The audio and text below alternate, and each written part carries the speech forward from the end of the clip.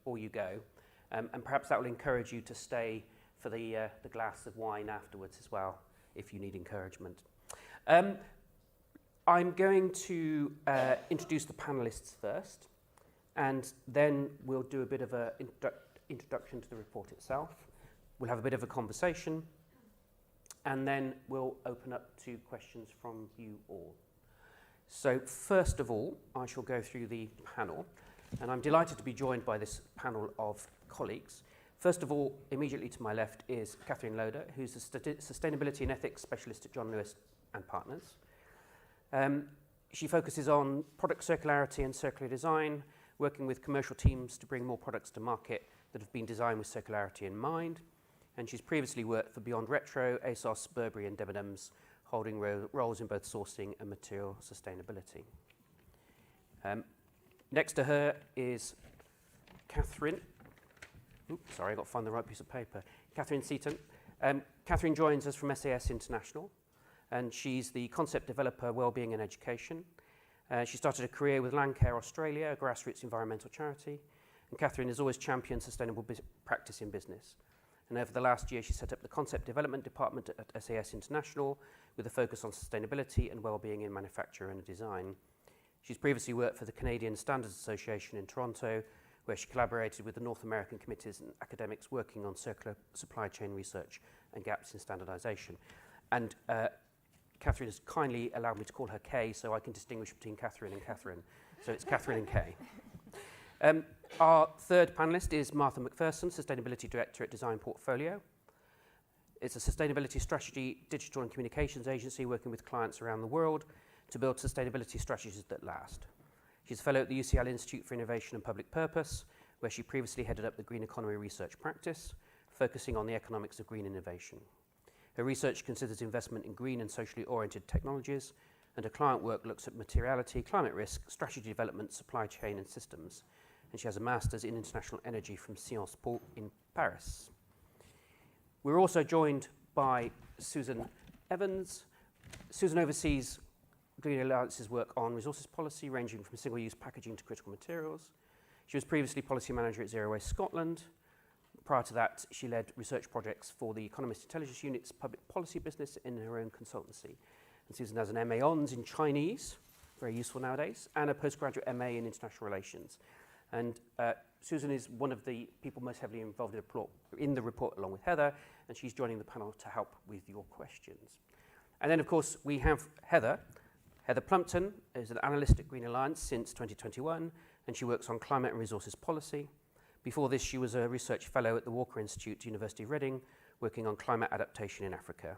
And she completed a fellowship at the Parliamentary Office of Science and Technology in 2019. And she has a PhD in environmental science from the University of Reading. And Heather is going to talk us through the report, which of course you've all read because it was released at 5 o'clock. Heather, over to you, please. Thanks, Colin.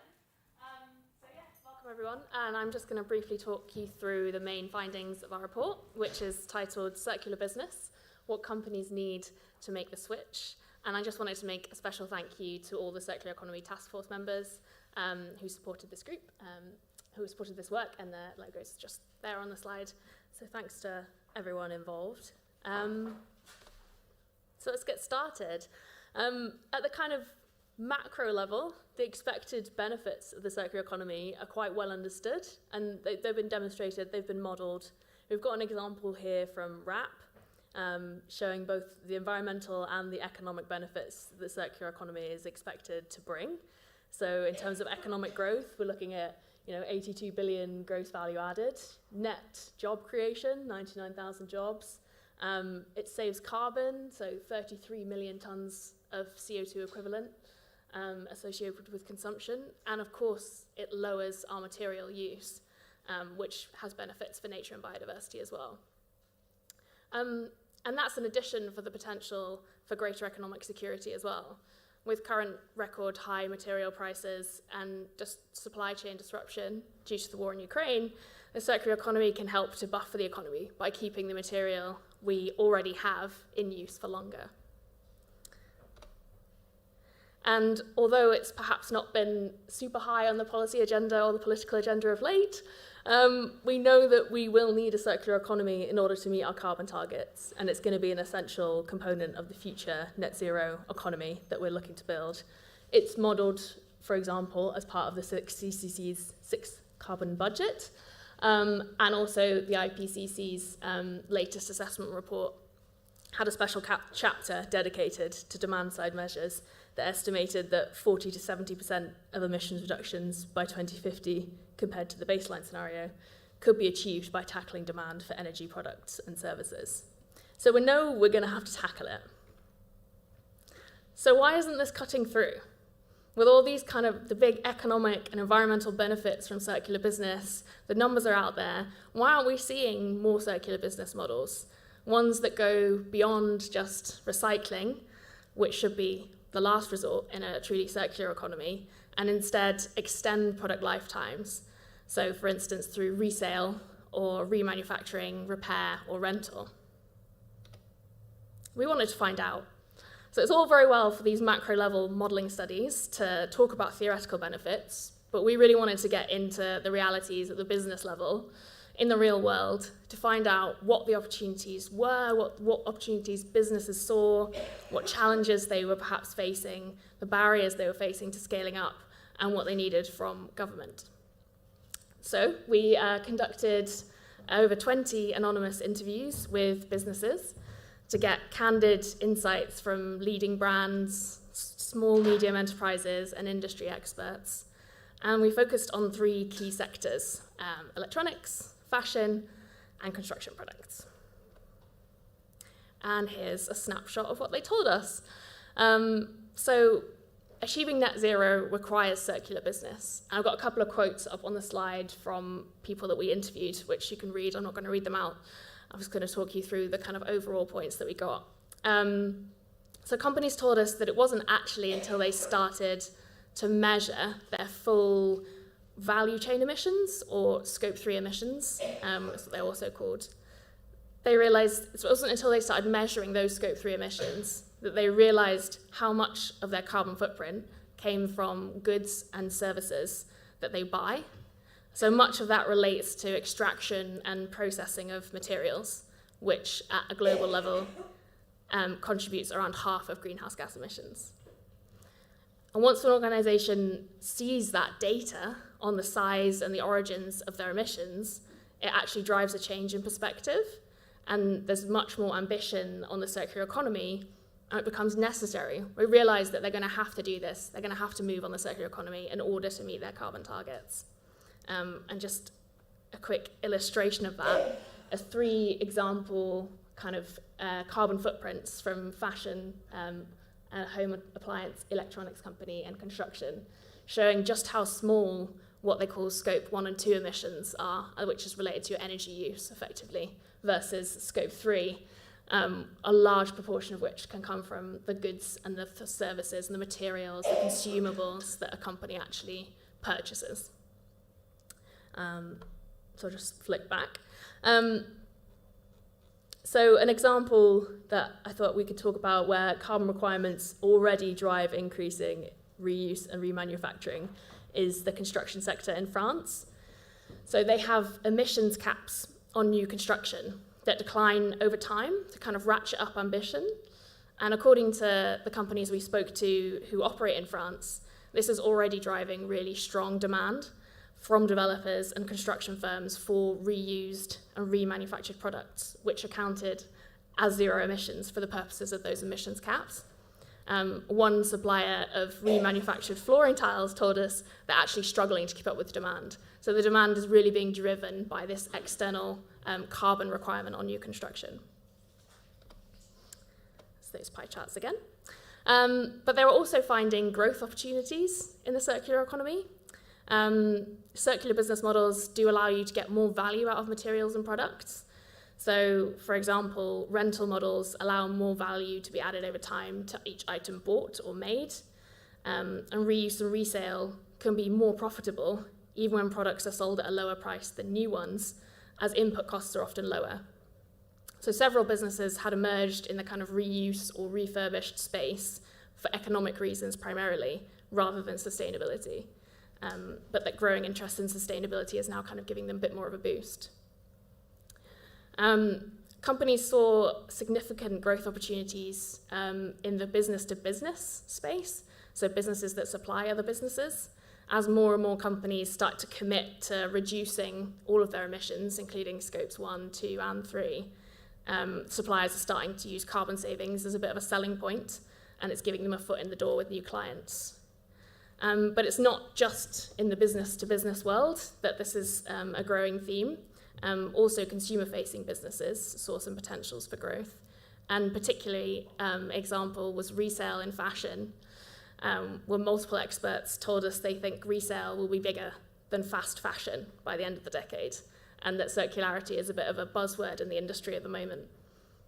They told us that's mainly being driven actually by consumer demand, that customers want the kind of the rarity, the lower price point possibly, and the lower environmental impact that reseller fashion can offer them. And there are opportunities for existing brands to capture some of that value, as well as for new opportunities for new businesses to pop up and fill those gaps. And then protection against supply shocks was also a theme that came out of our interviews. So disruptions from COVID and the war in Ukraine mean that kind of supply chain disruption is no longer an abstract concern, particularly in the electronic sector, and it is driving some procurement decisions. Circularity can offer greater business resilience by reducing dependence on imported items. And circular businesses said they were able to offer their clients more reliable delivery and pricing. And this was particularly true in the electronic sector. One company we spoke to, which sort of cleans and refurbishes electronic equipment and supplies other businesses, described how supply chain disruption during COVID led to significant increase in buyer interest. So before COVID disruption, the clients were kind of worried that refurbished electronics might be risky, it might not be very reliable. But once the incentive was there from the supply chain disruption, once that incentive was there, and they tried it, they found the products were just as reliable, and they had the added benefit of being actually cheaper and much lower carbon. And they were hooked, and they came back, and they got repeat business. So what is driving circularity? This is a bit of a kind of summary table showing across the three sectors what we found to be the factors that were driving circularity. And I think across all three sectors, some companies saw growth opportunities. So there was the business growth angle, and supply chain risk was particularly strong demand in electronics, but also construction, and even people we spoke to in fashion thought it would be a concern in the future. And then to a limited extent, the voluntary internal targets that companies making on carbon and environment and waste, they were supporting market development for circular products. But of these sectors, the three sectors we looked at, by far the biggest change was being driven by external carbon reporting requirements, and that was in construction. And this is really driving demand at pace with new partnerships and business opportunities being built. So a couple of key examples we heard about were the national level requirements in France that I spoke a little bit about, as well as the Netherlands for emissions caps on building projects, but also like local level requirements, for example, the Greater London Authority area where certain planning applications have to be accompanied by a whole life cycle emissions report and a circular economy statement with indicators such as the share of reused products and materials. So it's quite exciting to see that policy change can be driven both at the local level as well as the national level, and that's possibly something that could be replicated more widely. But what was holding circular business back? So the circular economy, we think, could be at a bit of a tipping point.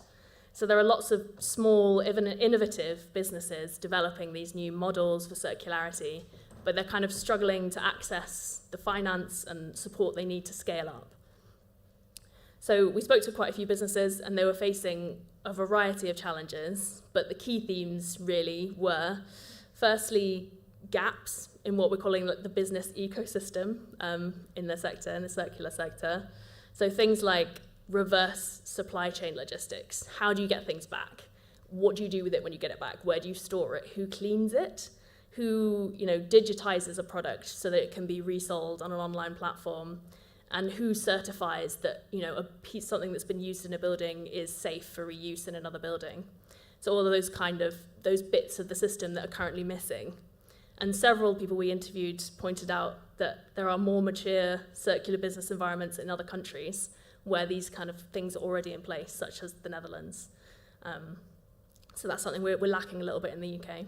Secondly, was a lack of guidance on data and methodologies for emissions reporting. That was brought up by quite a few companies. Not that methodologies don't exist, but which methodology is appropriate, and how do you make sure that everyone's going to use the same methodology, and then within that, how do you account for products that have been reused? How do you properly account for the emissions impact, which should be much, much lower than a new product? So that was holding people back. And then lastly, lack of policy support to develop the markets. Businesses that we spoke to kind of felt they launch or scale up circular business models. So to tip the balance on this kind of tipping point for the circular economy and set the UK on course for a rapid transition, companies we spoke to wanted government policy to support demand and level the playing field for those forging the way on circular goods and services. So this is an opportunity, we think, to help drive circular business models, and you can do that just by increasing the visibility of the sources of carbon in supply chains. So asking companies to report on their Scope 3 value chain, supply chain emissions would drive up awareness of the importance of circular models in tackling emissions, as well as addressing emissions inside their own supply chains when companies see where their emissions come from. It would also drive demand for circular products from other businesses operating and asking for circular products and services.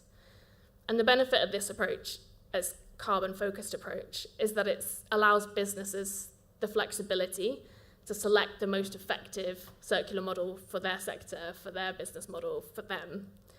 And when you combine that with statements on how circularity could be used to tackle emissions, it would help drive demand for circular products and services, which then develops the market and creates that ecosystem of businesses that you need to deliver the circular economy. So there are 4 things that we broadly asked for in the report that government needs to be doing to drive demand. First of all, introduce embodied emissions reporting and circular economy statements as part of the green finance strategy.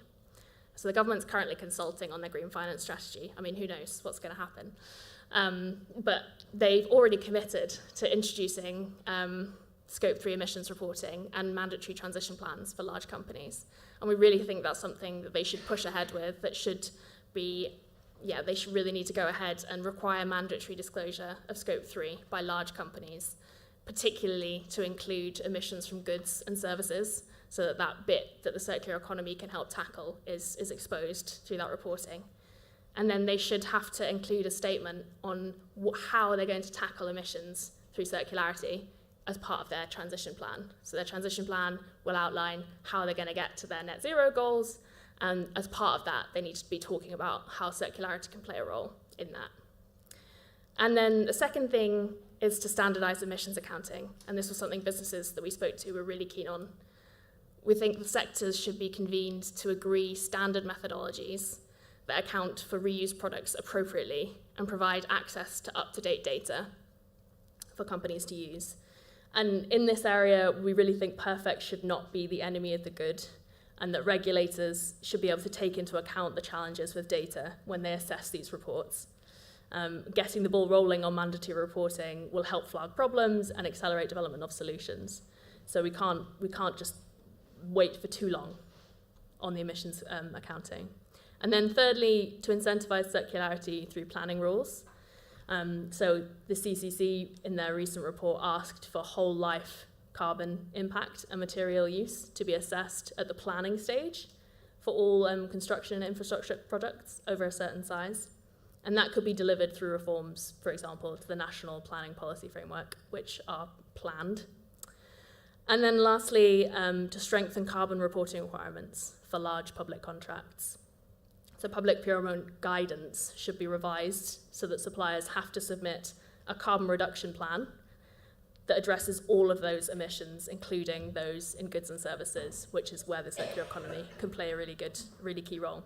So those are our 4 kind of asks of government and what they could do to drive demand. But I'm very much looking forward to hearing the panel's reactions. We've got some great experts here to discuss these and other recommendations that they would like to see from the government. So thanks, and over to you, Colin. Thank you very much indeed, Heather.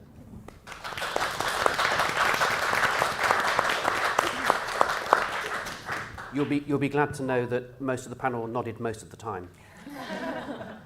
But I'm going to give them a chance to vocalise their reactions now. Martha, do you want to start off and just have a couple of reactions, and I'll come along this way? Yeah, absolutely. So just to give a bit of background where I'm coming at this from, my name's Martha. I work for a company called Design Portfolio. We've been in the corporate reporting space for 30 years. So mandatory reporting, regulatory requirements, that's the angle I'm probably going to come at it from a little bit. So you might hear some acronyms from me. Within that, I head up our sustainability strategy business called Ever Sustainable. And the report really chimes with what we do and how we try and get our clients to think about this. And I'll give a kind of overview and kind of get into details later. But we broadly push for sustainability as opportunity. And that might sound like a really straightforward thing to say, but for many people in the corporate space, it's still seen as risk, side of desk, tick box, check box. And this report does the opposite of that. It opens up a world of opportunity. Beautiful stats in there, like 92% of the emissions that are in hospital gowns can be avoided if you just reuse rather than use disposable hospital gowns. There are some really obvious, nice things to be able to take to the C-suite and say, look, this is tangible, this is material to you. And that's what I think, as our economies and our policies grow in a greener, more socially oriented direction, it is for the corporate world to look for competitive advantage, to grow and innovate in that direction. And that's what, when we say sustainability is opportunity, that's what we mean. And what circular economy really does is can track straight through to the C-suite and offer up both the problem and the solution at the same time. And not everything in the sustainability, the ES and G factor space does that. If you talk about emissions, even if you talk about diversity and inclusion, the difficulties of sustainability governance and taxation, not everything offers a problem and a solution at the same time. And circular economy really does. You can walk into kind of senior team meetings and have them understand there are quantifiable emissions here and there are quantifiable emission savings through circularity here. So that's what really excites me about this report as an overall concept. It's definitely an advantage when it comes to clients and corporate entities and spaces as diverse as retail, as construction. It offers a route through. And when it comes to reporting, my take is that, yes, there are definitely some tweaks and some finessing to do to line up the concept of circular economy and almost make it land in the everyday regulatory environment that corporates have to report to. But embedding those tweaks and changes into the frameworks we already have, there should be some things that make that all add up together. So I'm also kind of very optimistic that hitting the mainstream is possible for circular economy if it's really clear where it can be embedded in what we already have and how it can push forward where frameworks are going in the future. Thank you very much indeed. Okay. That's great. So I represent SAS International. We are a British manufacturer of suspended metal ceilings, which lots of people suddenly look quite blank when this is mentioned. And really, our largest core market is London and the commercial office sector. That's really where the business started, but now there are suspended ceilings, but also architectural metalwork in airports around the world, in schools, in healthcare facilities. So the business has a 50-year portfolio, and as part of that, and certainly in terms of international growth, we've always had to adhere as manufacturers as well as through export. We've had to adhere to all of the sustainable standards, all of the different types of tracking, data reporting, environmental product declarations. These have been around for a long time. But as Heather rightly outlines, things have changed, and carbon tracking has been the biggest change for our organisation.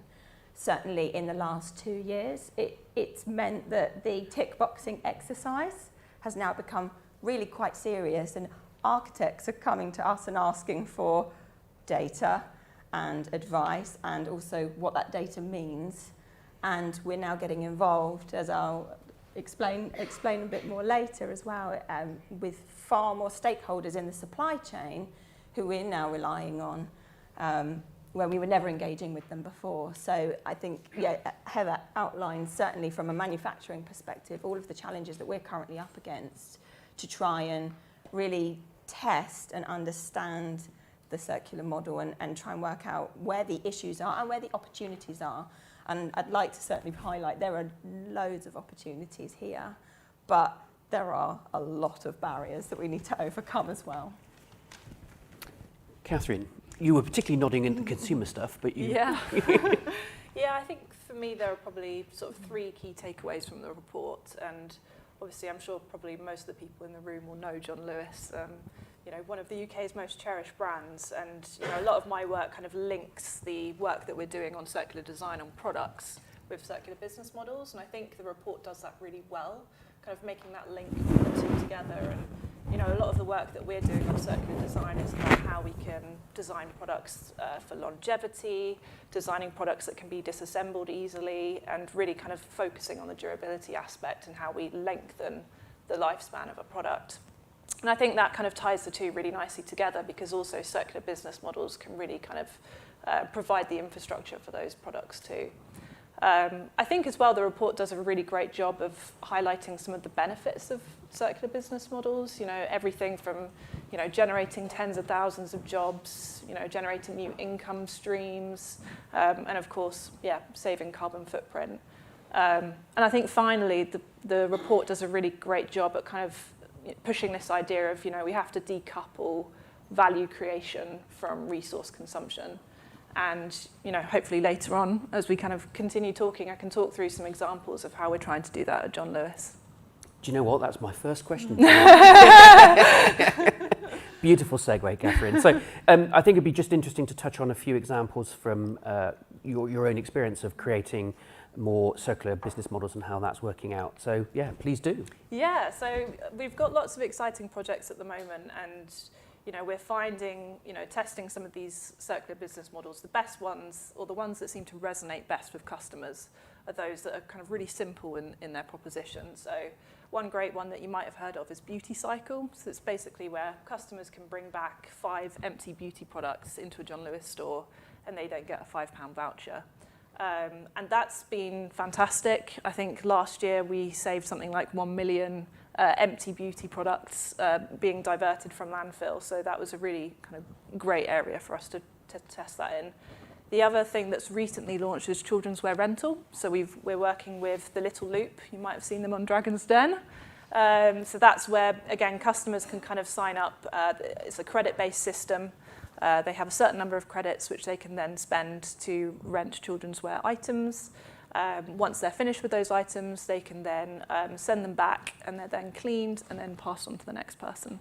So yeah, it's more of those kind of simple propositions, as I said, that are really kind of resonating with customers for us. Mm.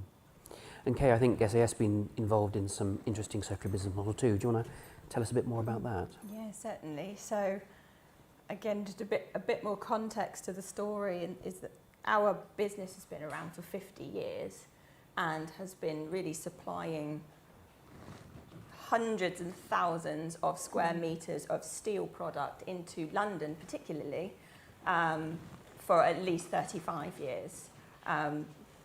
Involved in most of the buildings that are in Canary Wharf as well as central London, you know, the entirety of the Shard as an example. So really large volumes, and we've had the privilege of working with a massive amount of fantastic architects and main contractors and property developers.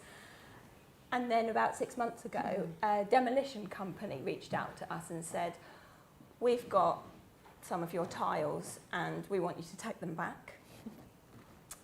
And this is a new venture really for us, and it really opened up the business's eyes into the opportunity of urban mining, because that product's there, it's made of steel, and as buildings change tenants, as they're being decommissioned, this product, the very durable product, is going into landfill, being recycled, and the demolition companies are now being asked not to take it away or just recycle it, but they're more likely to win the contract if they can prove that at least 40% is going to be diverted away from that waste cycle chain.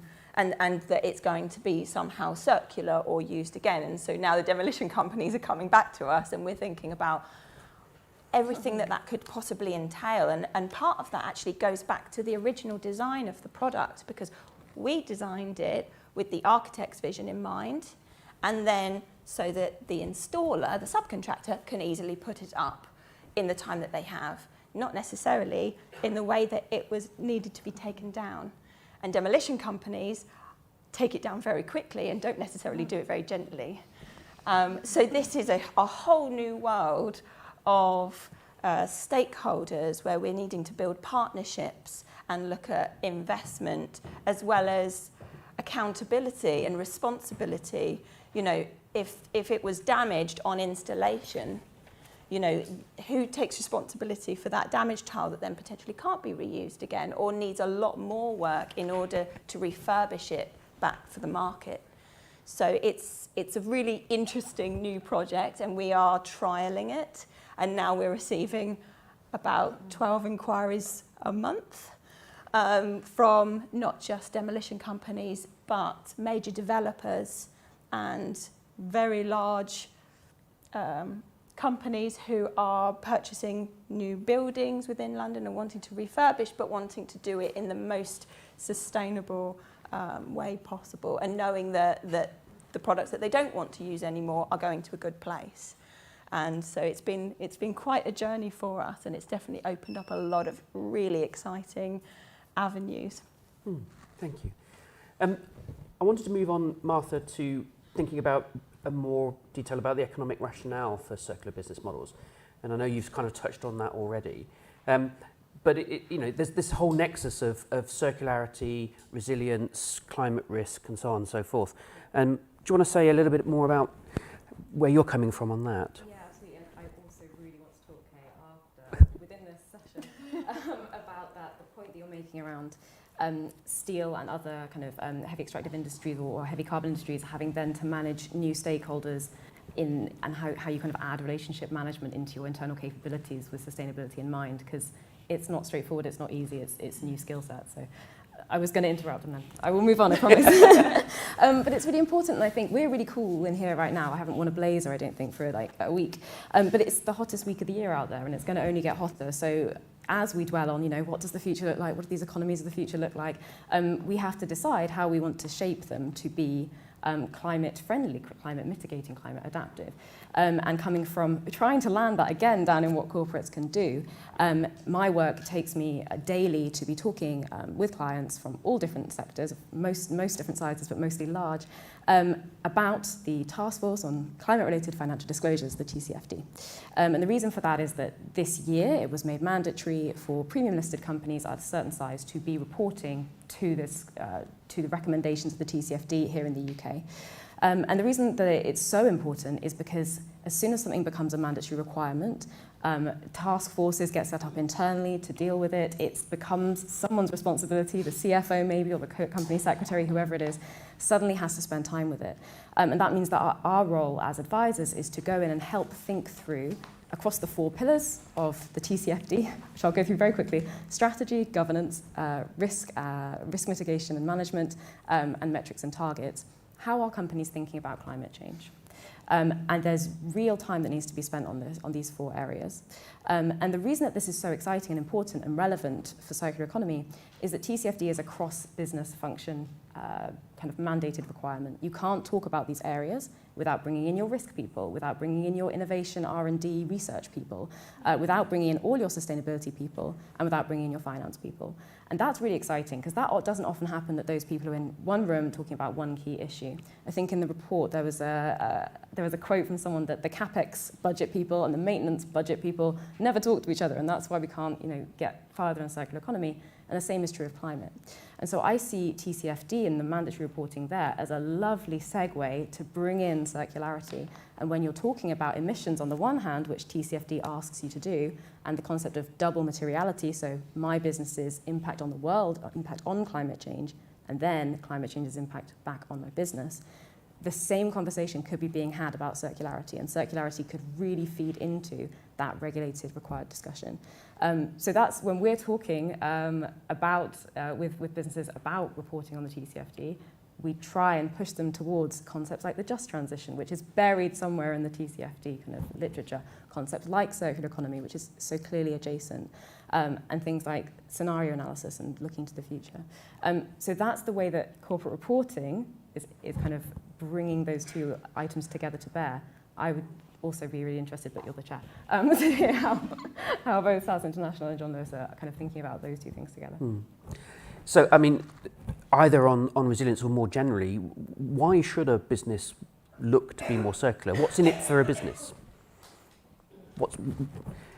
Is it just because somebody's asked me to do it that I'm doing it, in your case, Kay, or Martha, or anyone? Well, I think, like I kind of mentioned earlier, we see so many benefits from moving to circular business models, and I think, certainly from our perspective as a partnership, we're kind of uniquely positioned in that, we're looking at things like supply chains and value chains and how circular business models could start to kind of reshape them. We're quite, in a unique position in that we've got a partnership, and that includes Waitrose as well, and a lot of our Waitrose supply chain is based within the UK. And we're looking at ways that, circular business models or circular products can really start to kind of reshape our supply chains and perhaps make them more focused on the UK. So we've got another kind of good example is last year we looked at combining our Waitrose and our John Lewis supply chains for a collection of mattresses. So that was basically taking wool, which at the time was a very low value commodity, taking that from some of our most trusted Waitrose suppliers and using that to fill our mattresses for John Lewis. And, that's become a best-selling product for us. So I think, maybe for us, that's one of the real benefits of circular business models is kind of it allows us to kind of look at our supply chains in a different way and kind of open up new opportunities. And for SASK, people are asking you for this product. Does it make money for you yet? It is way too early to be able to identify that. But there are many different avenues that could potentially be explored, whether it's new product ranges, products that are essentially have lower embodied carbon, as well as potentially reuse and almost like a subscription-based systems within the built environment. So there are so many different benefits, particularly there. But I think it's far more than just profitability. At the moment, in terms of the cost to refurbish some of these things, it's going to be very difficult at the moment, certainly in terms of the economic downturn that we're facing, whether we would be able to recover that money. So that's got to be investigated, and also whether that refurbishment process is environmentally stable as well in itself. And because we're still at that trial phase, there are so many avenues to go down. But I think from a benefits perspective, it's much bigger than this, in that I don't think businesses will survive unless we start to think differently about products and materials. The world is desperately looking for new avenues just for water and water supply and what that means for countries. And as I mentioned before, SAS is an international business. So we've got to consider, if a manufacturing facility and the local resources or, the European resources for some reason dry up, or as an example, with the war in Ukraine, we've got lots of different embargoes and things in place. You've got to consider the global economy and its fragility, but then also what we're doing to the environment. And I really do think that the public want this and are driving for this. And I certainly know from even speaking to my nephews and young people in my life, they really care about it, and for them it's no compromise. So I don't know if companies will survive unless they start thinking differently about these things. So it's not just a profitability or benefits. I don't think we have to do this. And Martha, are the C-suites that you're talking to hearing that as well, or are they still in the pounds, shillings and pence world of looking at it? I think there's a different group and a spectrum of thinkers about this. I think some really do see what you're talking about and what I was kind of bringing through, that avoidance of the frictional cost of having to join up different bits of your business when actually they could all be surrounded and convening under a circular economy direction of travel and working in a much more kind of towards that certain mission.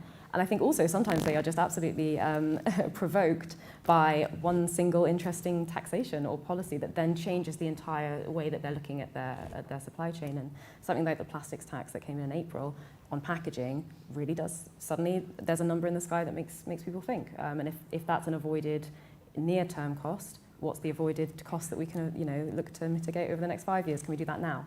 And those things are definitely, that definitely is starting to come through, yeah. And you've talked already, Martha, about TCFD and how that's driving data, and I know that you've done quite a lot of work with companies in this kind of data space. Is data a fundamental blocker still? Data's a bit of a monster. I don't know that it's a blocker. It's a very baggy monster, and companies see it in different ways. It depends what kind of business you're in. If you're a tech company that's in the business of tracking data all the time, you'll be in a really nice position to start doing this more. But for many, it does feel like a big, difficult thing. And it's not just what data, it's where do I take it, who has the responsibility, and who do I have to upskill to actually bring that into the business and look after it. How is it governed? What is the data protection around that? Who's ultimately responsible? How frequently do I update it? So many questions come into us about data, KPIs and targets, and we do help clients work slowly through these things, but it's a very bespoke process. It depends what you already have and depends where you want to go.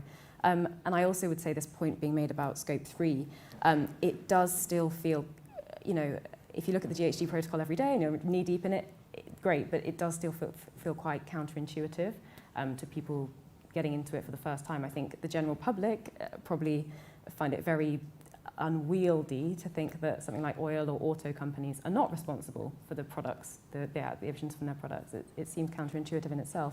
And sustainability and this world is still so new to so many people in the space that it is very much a learning process. So I would say anything that we can do to demystify that, any example, companies are not going to go out there and share all their competitive data, but any methodologies that can be shared and co-created, those are really positive things. And there's a lot of kind of sectoral coming together to do that kind of work. But it feels like not insurmountable, but a small barrier, yeah. Sorry, I just want to build on that. Data has been a major issue and hurdle for us, absolutely huge, in that we're in the process of applying for cradle-to-cradle accreditation, which is an internationally recognised accreditation, particularly for material suppliers like us, manufacturers. And we have now, as part of this process, had to find the data that we now have to report on as part of this accreditation. And we went to one of our material suppliers, and the industry standard is to measure by 1,000 parts per million. So when we are looking at the content of something like our steel, all of the data and information is done at 1,000 parts. And for cradle to cradle, it's 100 parts per million, which is much smaller. And the material suppliers don't do that. It's not the standard. It's not industry standard.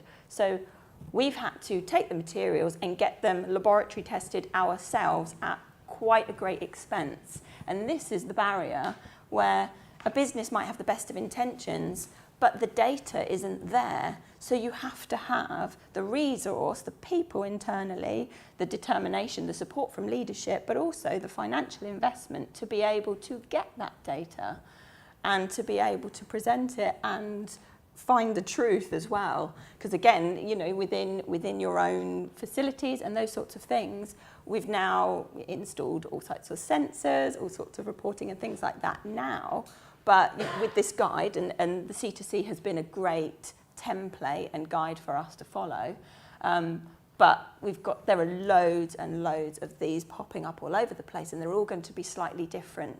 And from country to country, and having previously worked in standards for the Canadian Standards Association, every country has their own variation as well. And so this is where we actually need countries to collaborate as well.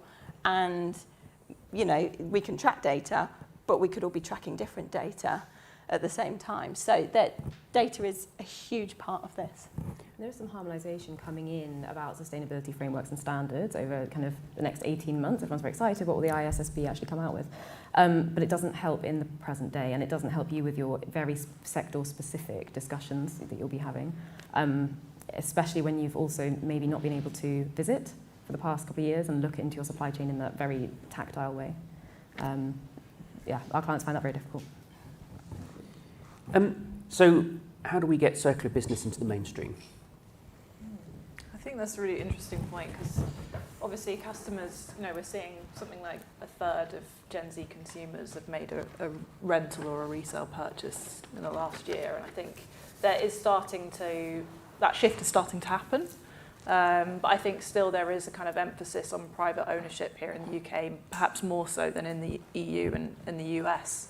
But I think it is, you know, from our perspective, just having those different business models available to our customers and having a kind of more rounded offering. I mean, obviously, you know, one of our challenges as a business is the fact that, you know, the breadth of product that we sell, you know, it's everything from home and fashion and electricals. And what we're trying to do is kind of start where we see we might have the biggest impact. But obviously after that, we need to really kind of prioritize like which areas that we go for.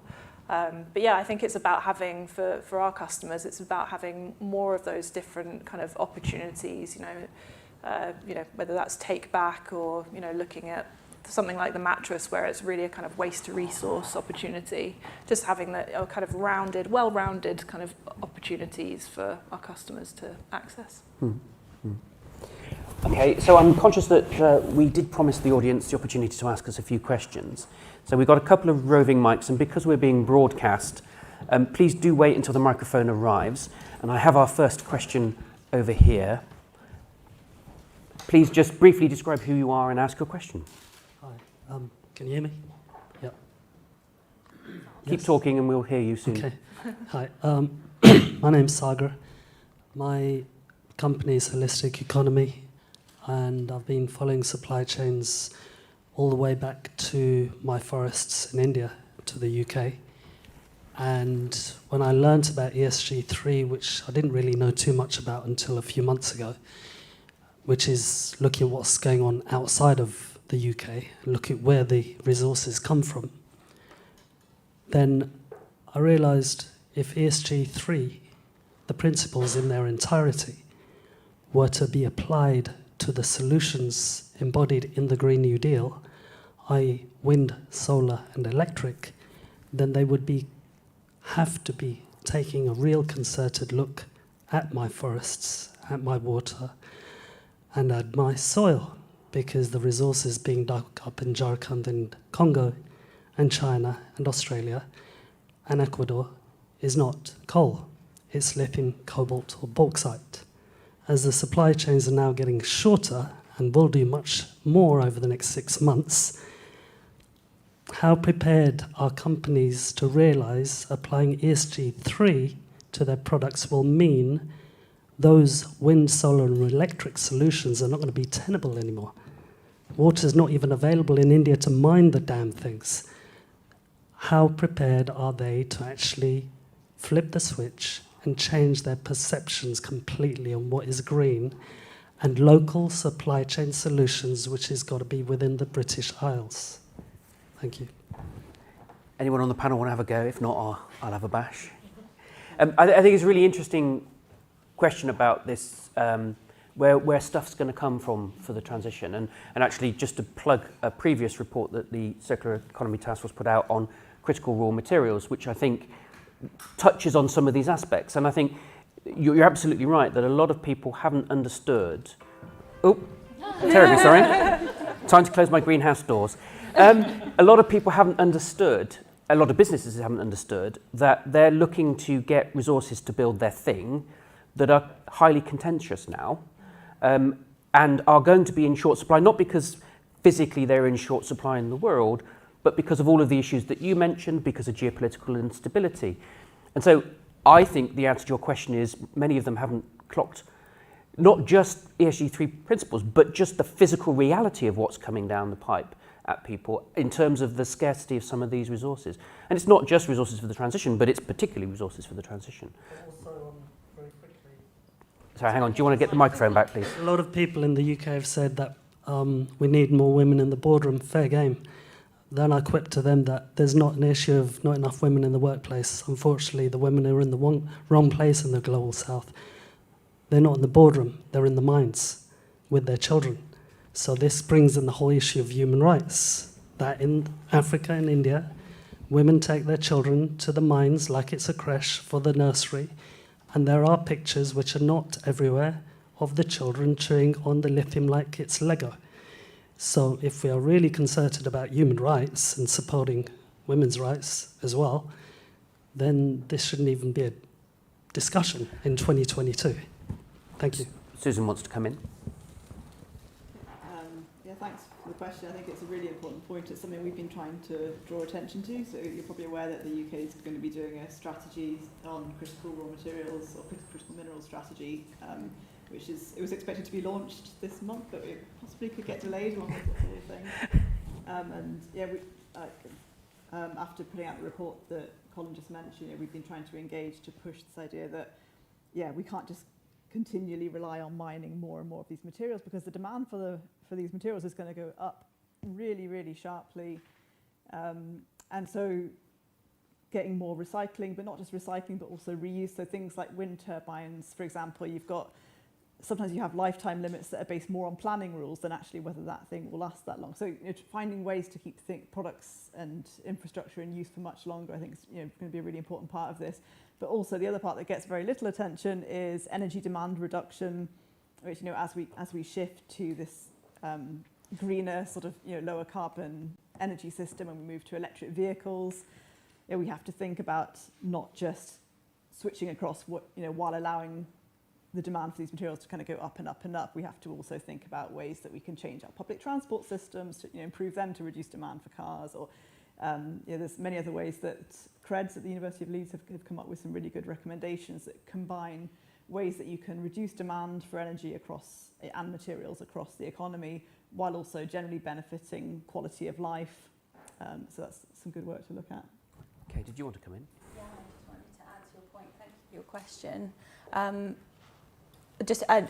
From SAS's perspective, I think something that's really helped us, as I mentioned before, is the cradle-to-cradle accreditation, where a large proportion of it has really shaped and given guidance on how to challenge particularly the resourcing of materials and the human rights of the countries from where they're coming from. And just as a local perspective, we have a factory in Bridgend, and we knew where our energy suppliers were coming from and those sorts of things, but it wasn't until we started to challenge things as part of the C2C accreditation that we really understood the sources better. And I think a really positive example, I hope, is that in Belgium, the Belgian government have made C2C accreditation mandatory for all public buildings. So now all of the manufacturers and suppliers of products to public buildings in Belgium, they have to have this template and they have to have the data. They might not necessarily, they might not have platinum level or gold, but they have to show the journey and the policies and be shown to be challenging where these products are coming from. So I think there are drivers here where the governments really do need to acknowledge the United Nations SDGs and start setting better benchmarks for the industry and holding everyone accountable, so that there is this domino effect and that there is a number for everyone to reach for. Because again, you could just report on it but not have a benchmark or goal or even a minimum expectation, because everyone's just reporting it and say, job done. And I think that's where it comes in. It has to be local government as well as national government to really help hold people accountable. Have a question up there, please. And then the next question will be there. Acrobatics whilst the chose microphone. the worst place, sorry. David Sinclair, a long-term Green Alliance member. In fact, I was a volunteer in the office about 25 years ago. I can't believe it's so long ago in Covent Garden. I run a think tank, probably similar in size to the Green Alliance. We've got one of our partners who may well be a Green Alliance partner actually as well, who was a financial service company who started saying that we need a net zero policy. And think, oh my God, how does a small company do this? And one of the things that strikes me from the conversation is that, you know, it's really clear that actually data is a huge issue for small businesses. We get put towards the WWF thing, you know, online thing, but it's not particularly useful or helpful for a small organisation like us in terms of what can we do. And I think it's about a third of carbon emissions come from small businesses, and yet there's nothing out there at all. So it just strikes me, is there something like the equivalent of, you know, the Living Wage Foundation, where what you could have is some form of accreditation for small business, and we pay them a few £100 a year, sign up to their commitments, where you could say, look, actually, what we're doing is we're trying to measure this, we're trying to do this, we are actually reducing this, we're reusing our PCs. Is there something like that that might work for small businesses, and could that be helpful? So the sorts of things I'd point out would be if you're at all aligned with the environment sector is pledged to net zero, and through that the SME Climate Hub. Now they're not accreditations, but they do provide some tools that help in that kind of space. And I also run a small business, and I absolutely, completely agree with you. Data for reporting on climate is an absolute nightmare, even for, or perhaps particularly for small business. Don't know if anyone else has anything else they wanted to throw into that. If you want to go. I was going to say I haven't got any specific organisation that I would plug, but I think it is important that when you can try and get to solutions that are very much plug in or plug and play, but even as a small business, your material impact and the different types of material issue will be different to others. So it still is worth, it's not probably what you want to hear, but it still is worth getting to that bespoke level where you are for each of your kind of net zero is one, for each of your kind of strategic goals, setting out something that's business achievable for you. I'd say probably a tool rather than accreditation might help with that. I think we talked about this a bit when I was in Zero Waste Scotland as well. Like, for those who are struggling to get the data, are there sort of easy steps that you can take? And I suppose there could be better advice potentially provided by government bodies on how to, how to take steps that, okay, you might not be able to quantify it properly right now, but it's going to help. If you start procuring IT equipment that's reused, it's going to help. So there may be, maybe a bit more sort of awareness raising about things like that you can do. There sort of is little risk to doing that, and it's going to probably make quite a decent change. But yeah, I think one thing that we've been talking about in the context of data is you can't sort of let the perfect be the enemy of the good. Everyone needs to try and get this moving, and even if it's not great to begin with, at least you're making a start. And it's going to be a long process, even for the largest companies, isn't it, to get to a point where everyone's got really good quality, comparable data. But that's where we need to go. So start somewhere. Absolutely. I mean, again, so IOM3 has a carbon reduction target, and it's a concrete target on Scope 1 and Scope 2 because I can measure those from my electricity and gas bills. And my target on Scope 3 is to understand it properly and probably reduce it if I can. And so my Scope 3 reported emissions in 2020, 2021 and 2022 are each materially different because I've understood better. But I wasn't afraid to make the commitment and start reporting in the first year, even though I knew it was wrong. But you have to start somewhere. Yeah, and if you do your pie chart of emissions, you can see companies changing where Scope 3 starts as this tiny little bit, and then something. I mean, for my organisation, so my Scope 3 emissions are something like 100 times bigger than my Scope 1 and 2. But that's almost entirely driven by the fact that we've got several £1 million in reserves. And that actually is my biggest Scope 3 by a margin. And there's not a lot I can do about that. Except for, I suppose, I could cash them in. There was a question up here. Thank you very much for the presentations and thoughtful remarks. My name's Greg Archer. I represent a company called Lanzatech.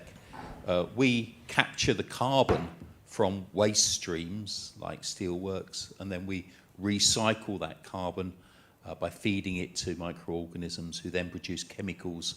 So we're substituting recycled carbon in chemicals instead of using fossil fuels. But I'm not going to ask about that. Look, my question is to Susan and to the other panellists. To Susan, you've chosen in your recommendations to government to suggest soft policy around reporting and not hard policy and regulation around requiring take-back, requiring recycling or reuse of materials. Why did you choose to do that? And to the rest of the panel, I'd like to ask, how would you like to see Green Alliance evolve this report now that it's out in the public domain? Nice set of challenging questions. I'm going to ask Susan to go first so the panellists have time to reflect on that question. Yeah, it's a really good question, and it is one that we did discuss quite a bit as we were developing the recommendations.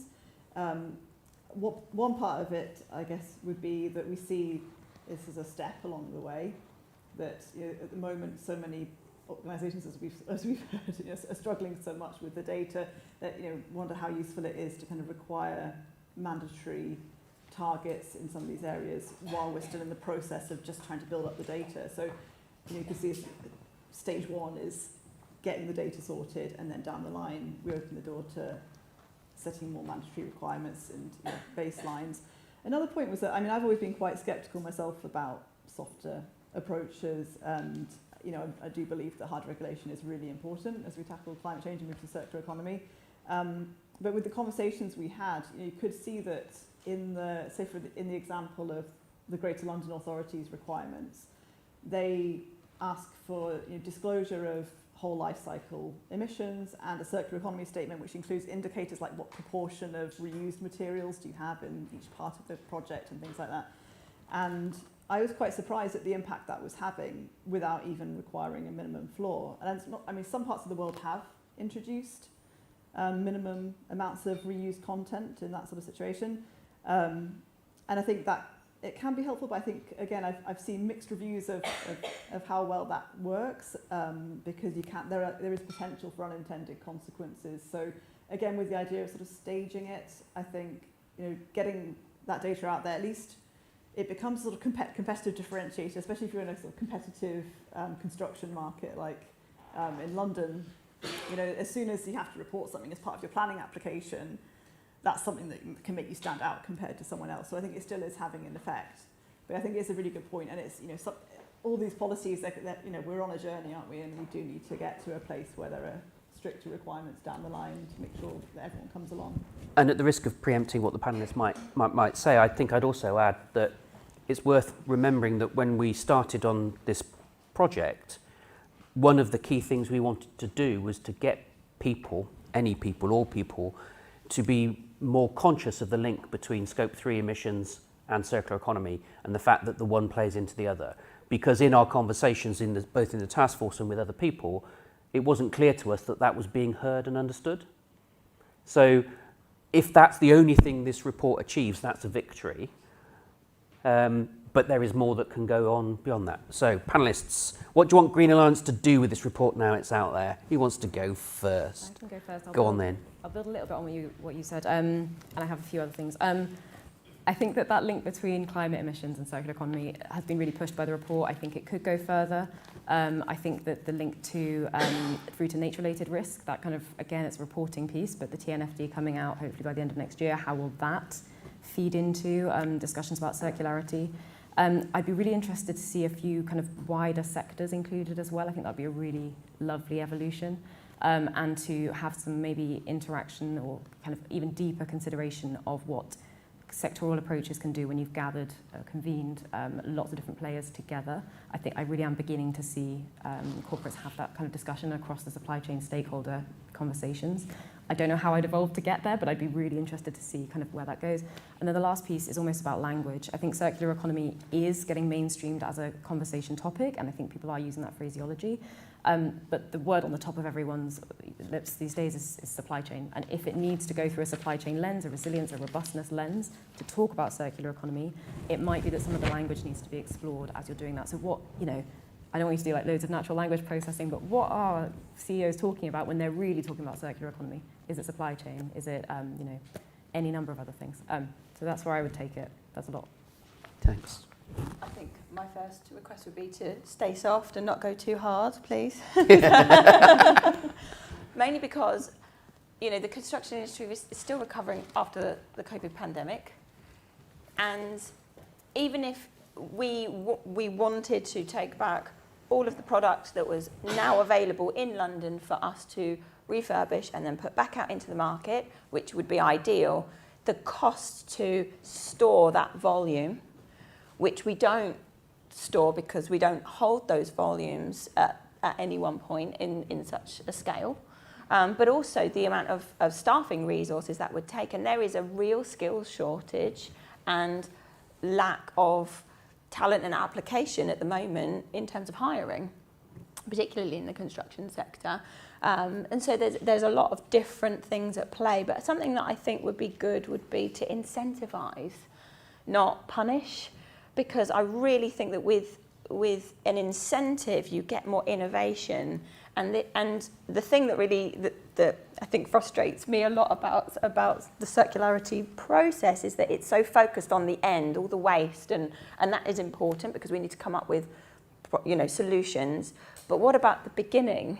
And what's being done there to incentivise? And it's interesting. I had a call with an architect a few weeks ago, and she said to me, "What do we need to do to make your lives easier?" Because understandably, they want to have really different and groundbreaking interiors. But if it's something really unique and bespoke, will it ever be able to be used again? So there's definitely, I think, there's a piece missing from really trying to encourage designers to, change the start of the process and not just the waste and the end part of the process. Okay. Thank you. Catherine, sorry. Yeah, I'd kind of like to build on your point, really, because I think we're really moving from the why to the how. I think the report does a really great job at, raising the importance of why. Why does this work? Why is it important? And now as a business, we're moving to the how. So, we're starting to talk to a lot of our internal teams about how they can really embed circularity into the business. And obviously for us, that really starts at that design stage. So, we're in the process of kind of defining what circular design means to John Lewis and what our principles are. And we know that, something like 80% of the environmental impact of a product is decided at design stage. So I think that's really important as well to kind of address and like you said, not just focus on recycling, but what are those other aspects kind of higher up the waste hierarchy as well. Okay, thank you very much indeed. So I was going to ask each of the panellists to make a concluding remark, but actually I think your question enabled them to do that pretty nicely. And I'm also deeply conscious that I'm now standing between you and drinks and nibbles. So it just remains for me to say, first of all, thank you very much indeed for everybody, both physically here in the room and watching us online, for participating today. I hope you found it interesting and thought-provoking, and I hope you'll continue the conversation amongst yourselves and with Green Alliance and with the panellists over a glass of something refreshing. Thank you very much indeed to Heather for the presentation, to our panellists for some really interesting thoughts, some really stimulating conversations. Thank you all very much indeed.